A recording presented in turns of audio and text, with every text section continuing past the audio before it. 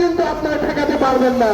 সুতরাং আমরা অনুরোধ করছি, আমরা বারবার আহ্বান করছি, আসুন কৃষককে সহযোগিতা করুন। কৃষকের অধিকার প্রতিষ্ঠা করার লক্ষ্যে এদেশের সিন্ডিকেট ভেঙে দেন। সিন্ডিকেটারদের যেই অর্থ বাণিজ্যের তথ্য আমাদের কাছে কিন্তু প্রমাণ আছে, এইগুলো কিন্তু আমরা ফ্লাশ করে দিব।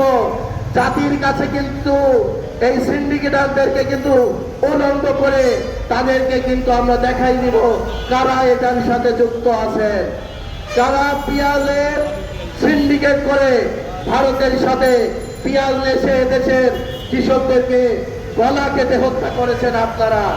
আপনারা জানেন কৃষক পেঁয়াজ প্রোডাকশন করে পাবনাতে কৃষক আত্মহত্যা করেছে, মেহেরপুরের কৃষক আত্মহত্যা করেছে, হাজার কৃষক ঘর ছেড়ে ঢাকায় এসে মানবতার জীবনযাপন করছে, কৃষক ফুটপাতে এসে বসবাস করছে, বাড়িতে যাওয়ার মতো কোনো অবস্থা নাই।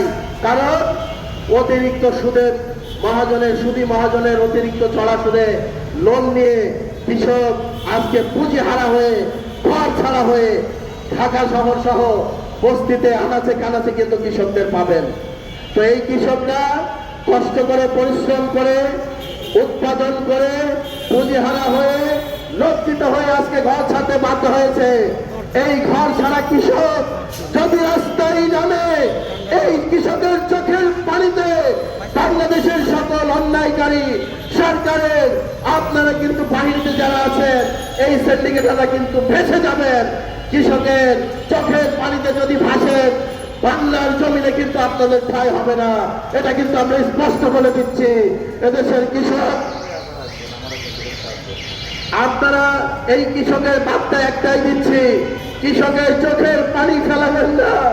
যদি কৃষকের চোখের পানির জলে রাজপথ রঞ্জিত হয়, এই দেশ থেকে আপনারা এমন ভাবে বিতাড়িত হবেন, এদেশে ঢোকার মতো কোনো অবস্থা থাকবে না, জুতা পিটা করে দেশ থেকে বের করা হবে। সরকারি প্রশাসনকে আপনাদেরকে একটা কথাই বলবো, আপনারা আমাদেরকে সহযোগিতা করেন। এদেশের মিডিয়াকে বলবো, আপনারা কৃষকের পাশে যেভাবে লিখছেন আপনাদের কাছে আমরা কৃতজ্ঞ। আমার মিডিয়া বন্ধুরা আপনারা লিখুন, আমরা আপনাদের সাথে আছি। আপনারাও আমাদের কৃষকের সন্তান, এদেশের রাষ্ট্রপতিও কৃষকের সন্তান।